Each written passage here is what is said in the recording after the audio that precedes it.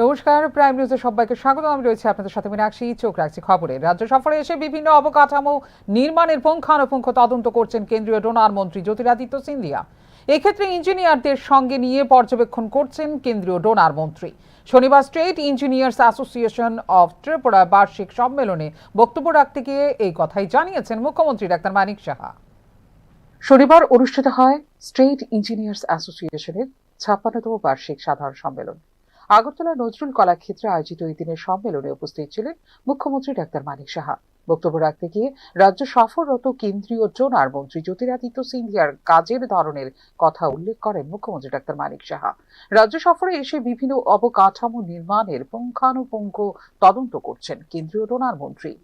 যেহেতু অবকাঠামো নির্মাণে ইঞ্জিনিয়ার্সদের ভূমিকা গুরুত্বপূর্ণ, তাই এক্ষেত্রে সংশ্লিষ্ট ইঞ্জিনিয়ার্সদের সঙ্গে নিয়েই সরেজমিনে পর্যবেক্ষণ করছেন কেন্দ্রীয় ডোনার মন্ত্রী বলে জানিয়েছেন মুখ্যমন্ত্রী। কালকে উনি বলছিলেন প্রায় 400 কোটি টাকার, উনি এর জন্যই নিজে ফিজিক্যালি এসছেন। আজকেও বিভিন্ন জায়গায় গেছেন, সেখানে গিয়ে আর তাই নয়, কতটুকু কাজ হচ্ছে, কিভাবে চার্ট নিয়ে এসছে, আমাদের তো এগুলো মাথায় নেই। কত পার্সেন্টেজ এত দিনের মধ্যে এটা হওয়া উচিত। 1 2 3 4 পাইলিং করলে 1, পাইলিংয়ের উপরে ক্যাপ করলে 2, তার উপরে মানে এইভাবে। তাহলে কন্ট্রাক্টরকে বলছে, ইঞ্জিনিয়ারকে বলছে যে আপনি আমাকে এত তারিখের মধ্যে আপনি কত পার্সেন্টেজ দেবেন। উনি এটাও বলছিলেন যে মাত্র 16 মাসের মধ্যে, আমাকে বলছিলেন 16 মাসের মধ্যে মানে গোয়ালিয়রে একটা এয়ারপোর্ট বানিয়েছে মাননীয় প্রধানমন্ত্রী, সেটা উদ্বোধন করেছেন। ভাবা যায় এত সুন্দর একটা এয়ারপোর্ট 16 মাসে কি করে সম্ভব হলো? যেখানে ম্যান পাওয়ার দরকার, মনিটরিং করা দরকার। আর এরকম না আবার বলছে যে যে করার আছে করার না, একদম শক্ত পোক্ত দারুণ জিনিস করেছেন। তো এর থেকে ইন্সপিরেশন আসে, এবং সেই ইন্সপিরেশন নিয়ে আপনারা আগামী দিন, যেটা আমরা বলছি যে ত্রিপুরা কিছু কাজ তো করে যায় সবাই মিলে, যেগুলো মানুষ সারা জীবন মনে রাখবে আমাদের, এবং সেগুলো যখন আমরা করব। অ্যান্ড আমি আবার বলবো, you are the architects of the progress. আপনারা কিন্তু সরকারি গুরুত্বপূর্ণ অঙ্গ হলেন ইঞ্জিনিয়াররা, তাই নতুন ত্রিপুরা গড়তে দায়িত্ব নিতে হবে ইঞ্জিনিয়ার্সদের বলে এদিন উল্লেখ করেন মুখ্যমন্ত্রী ডাক্তার মানিক সাহা।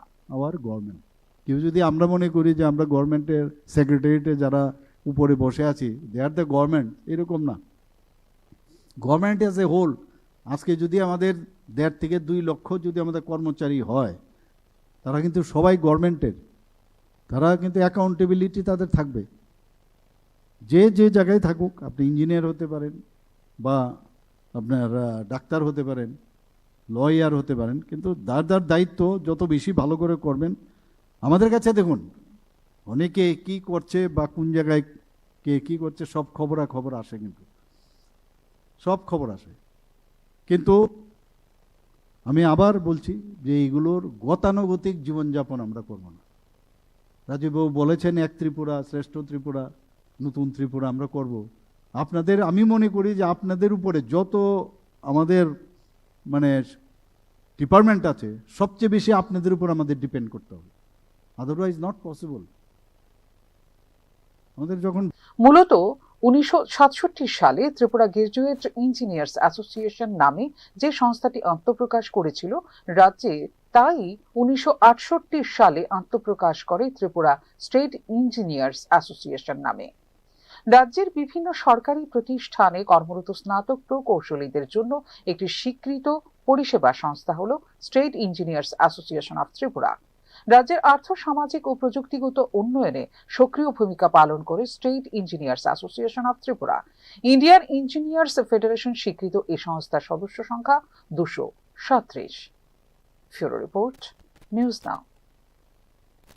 উত্তর ত্রিপুরা জেলার বড়গোলে আগর ক্লাস্টার প্রক্রিয়াকরণ কেন্দ্রের ভিত্তিপ্রস্তর স্থাপন করলেন কেন্দ্রীয় উত্তর পূর্বাঞ্চলীয় উন্নয়ন মন্ত্রী জ্যোতিরাদিত্য সিন্ধিয়া। শিল্পায়ন এবং কর্মসংস্থান সৃষ্টি ও অর্থনৈতিক অগ্রগতির লক্ষ্যে রাজ্যের আগর কাঠ শিল্পে সূচনা হলো এক নতুন অধ্যায়ের। শনিবার উত্তর ত্রিপুরা জেলার বড়গোলে আনুষ্ঠানিকভাবে আগর ক্লাস্টার প্রক্রিয়াকরণ কেন্দ্রের ভিত্তিপ্রস্তর স্থাপন করলেন কেন্দ্রীয় ডোনার মন্ত্রী জ্যোতিরাদিত্য সিন্ধিয়া। এই প্রকল্পটি পিএমজি ফাইন প্রকল্পের অধীনে কদমতলায় প্রথম জাতীয় পর্যায়ের উদ্যোগ হিসেবে গ্রহণ করা হয়েছে, যার আনুমানিক ব্যয় ধার্য করা হয়েছে 27.42 কোটি টাকা। এই গুরুত্বপূর্ণ সফরের অংশ হিসেবে এদিন উত্তর ফুলবাড়ির আগর কারখানা পরিদর্শন করেন কেন্দ্রীয় মন্ত্রী জ্যোতিরাদিত্য সিন্ধিয়া। সংশ্লিষ্ট বিক্রেতা, উদ্যোক্তা ও শিল্প সংশ্লিষ্টদের সঙ্গে এদিন মতবিনিময় করেন তিনি। আগর শিল্পের সম্ভাবনা, আধুনিকীকরণ, রপ্তানি সম্প্রসারণ এবং কর্মসংস্থানের নতুন দিগন্ত নিয়ে আলোচনা করেন বিশদভাবে। हमारे आगर के किसान जो पेड़ और पौधे में कीड़ा को डालकर उस आगर को जन्म देते हैं, वहां से परफ्यूम की बोतल तक पूरा value chain, processing, marketing, branding के 2 CPCs लगेंगे, सेंट्रल प्रोसेसिंग सेंटर्स, एक गोलाघाट में असम में और दूसरा हमारे इसी क्षेत्र में। उसके साथ भी कई मुद्दे हम लोग ने उठाए हैं, जैसे कि ज्योग्राफिकल इंडिकेटर टैग दिया जाएगा, एक्सपोर्ट का कोटा हमने 6 गुना बढ़ा दिया है, चिप्स का कोटा 25,000 से 1.5 लाख किलो तक और ऑयल का कोटा 1500 किलो से 7,500 किलो तक। साइटस और बाकी परमिशंस को भी डिजिटली हम लोग इंटीग्रेट कर रहे हैं ताकि खेत का किसान और काश्तकार अपना प्रोडक्ट डायरेक्टली इंटरनेशनल मार्केट में बेच पाए। जो बीच के वैल्यू चेन में बिचौली हैं उनको अलग करके संपूर्ण वैल्यू हमारे किसान को मिले, यही हमारी कोशिश है। प्रधानमंत्री जी की जो सोच है, local to global, vocal for local, 1 district 1 product, इन सभी का सबसे उत्कृष्ट उदाहरण हमारे फुलबरी में हम लोगों को मिलता है। প্রকল্পটি বাস্তবায়িত হলে সরাসরি উপকৃত হবেন 7,000-এরও বেশি নারী ও তরুণ উদ্যোক্তা। স্থানীয় কৃষক, যুবক ও স্বনির্ভর গোষ্ঠীর জন্য এই ক্লাস্টার কেন্দ্র কর্মসংস্থানের নতুন সুযোগ সৃষ্টি করবে এবং সংগঠিত ও আধুনিক কাঠামোর আওতায় নিয়ে আসবে আগর কাঠ শিল্পকে। আগর বৃক্ষরোপণ, নার্সারি উন্নয়ন, পাতন কেন্দ্র, প্রশিক্ষণ ও দক্ষতা উন্নয়ন পরিকাঠামো গড়ে তোলা হবে এই উদ্যোগের আওতায়। উল্লেখ করা যেতে পারে, দেশের প্রায় 96% আগর গাছ উৎপাদিত হয় উত্তর পূর্ব ভারতে। ত্রিপুরা দ্বিতীয় বৃহত্তম আগর উৎপাদক রাজ্য, যেখানে রয়েছে প্রায় 1.5 কোটি আগর গাছ। ত্রিপুরার ইতিহাসেও আগর কাঠের বিশেষ গুরুত্ব রয়েছে, যা প্রতিফলিত হয় রাজধানীর নামকরণের মধ্য দিয়ে। এই ঐতিহ্যবাহী শিল্পকে আধুনিক বাণিজ্যিক রূপ দেওয়ার লক্ষ্যে ইতিমধ্যে কদমতলায় একটি আগর কাঠের বাজার নির্মাণের কাজ ইতিমধ্যেই রয়েছে শেষ পর্যায়ে। ক্রেতা ও বিক্রেতাদের মধ্যে সরাসরি বাণিজ্য সহজ করতেই নেওয়া হয়েছে এই উদ্যোগ। এছাড়াও এই আন্তর্জাতিক আগর বাণিজ্য ও গবেষণা কেন্দ্র স্থাপনের জন্য 15 কোটি টাকা অনুমোদন করেছে উত্তর পূর্ব উন্নয়ন পর্ষদ। রপ্তানি ব্যবস্থাকে আরো গতিশীল ও স্বচ্ছ করতে যৌথভাবে রপ্তানিকারকদের জন্য একটি সিঙ্গল উইন্ডো অনলাইন প্ল্যাটফর্ম তৈরির কাজ শুরু করেছে রাজ্য এবং কেন্দ্রীয় সরকার। বিশেষজ্ঞদের মতে, এই প্রকল্প বাস্তবায়িত হলে ত্রিপুরার আগর শিল্প শুধু রাজ্য নয়, জাতীয় ও আন্তর্জাতিক স্তরেও নতুন পরিচিতি লাভ করবে এবং আগর শিল্পের একটি গুরুত্বপূর্ণ কেন্দ্র হিসেবে উঠে আসবে Tripura. Bureau report, news now. প্রজাতন্ত্র দিবসের প্রাক্কালে আসাম রাইফেল মাঠের শেষ প্রস্তুতি মহড়ার মধ্য দিয়ে চূড়ান্ত হল রাজ্য প্রশাসনের আয়োজন।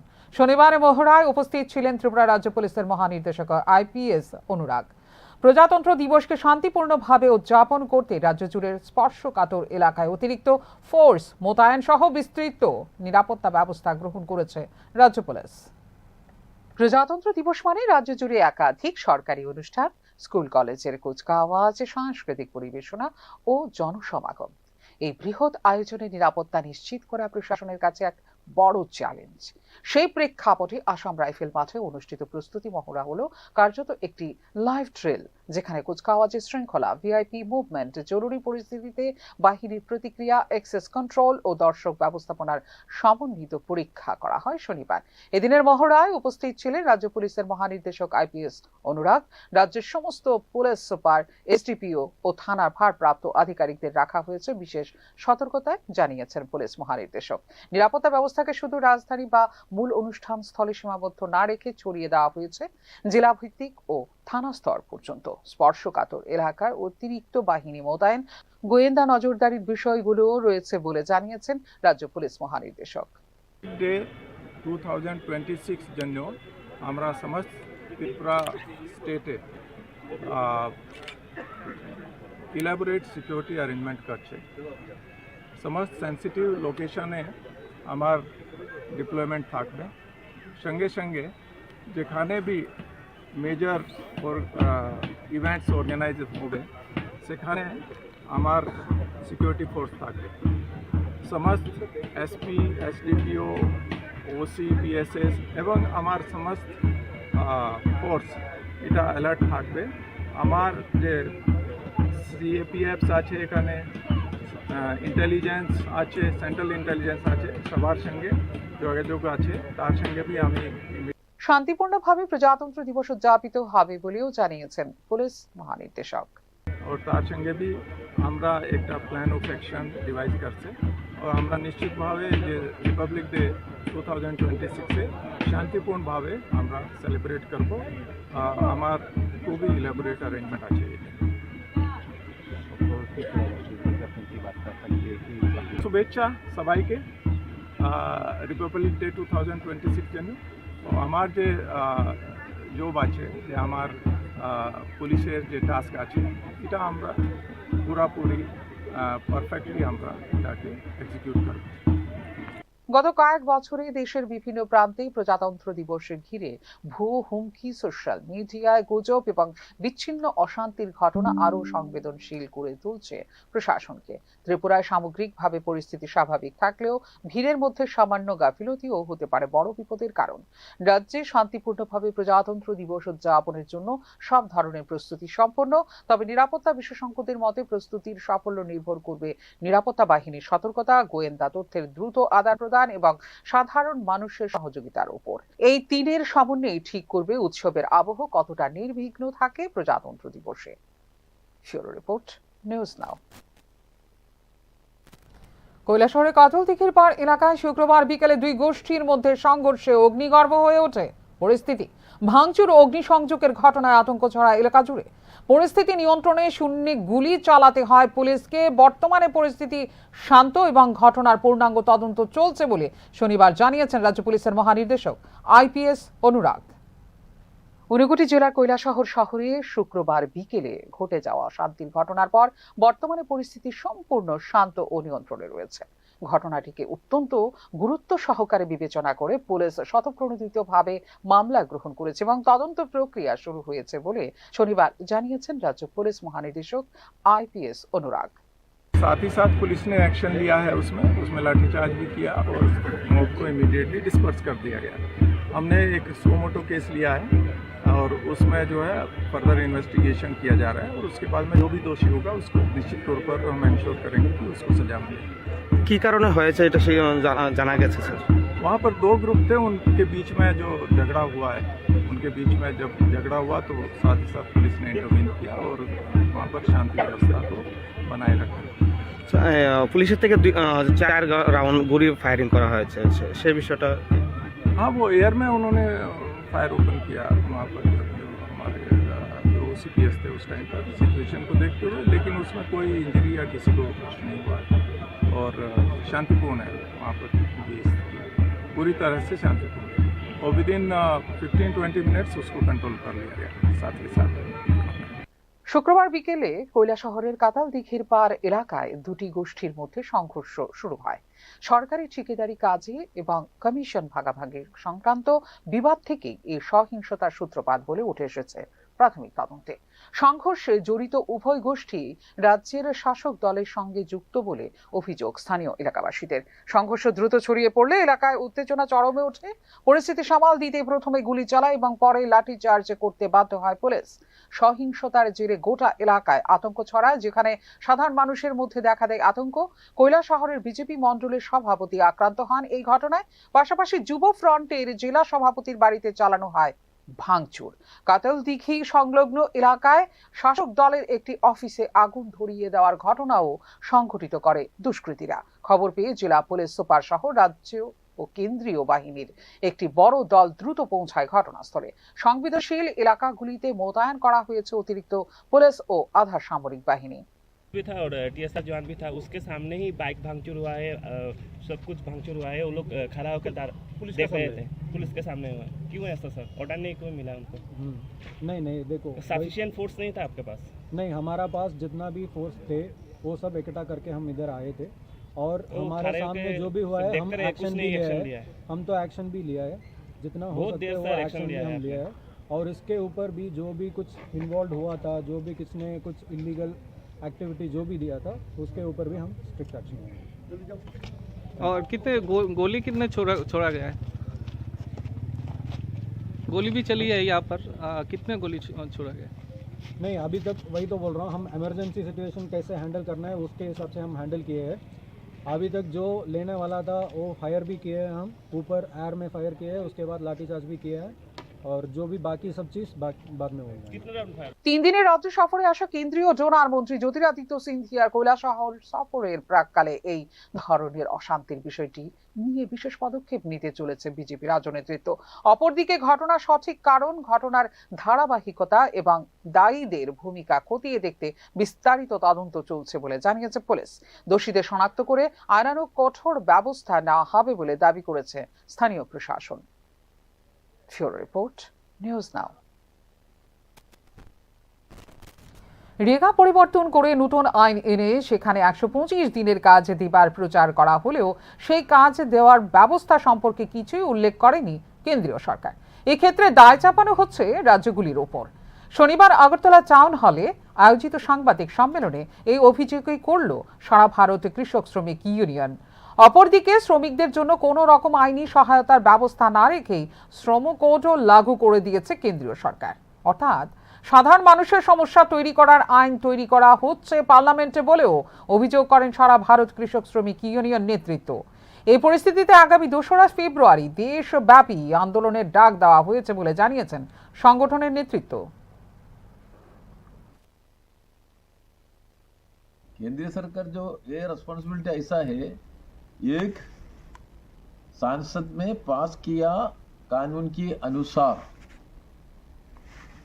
यह राइट था जनता का, वह वापस लिया तो ये सिर्फ आवाज है 125 दिन की काम देगा, लेकिन इस वादा लागू करने की कार्यक्रम उनके हाथ में नहीं है और नहीं लागू करने तो इसको रिस्पॉन्सिबिलिटी राज्य सरकार के ऊपर डालकर मोदी सरकार रक्षा मार्क लेकर बाहर चलता है। रिस्पॉन्सिबिलिटी से जो गरीब लोगों को रोजगार देने का रिस्पॉन्सिबिलिटी से अभी मोदी सरकार वापस जा रहा है।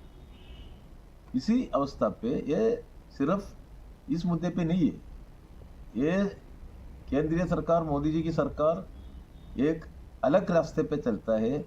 उस रास्ता ऐसा है जो गरीब है, जो मेहनत करने वाले लोग हैं। এখনকার মতো এই মুহূর্তে সংবাদ এই পর্যন্ত। অন্যান্য আপডেটস দেখার জন্য অবশ্যই নজর রাখতে হবে নিউজ পর্দায়। নমস্কার, শুভরাত্রি।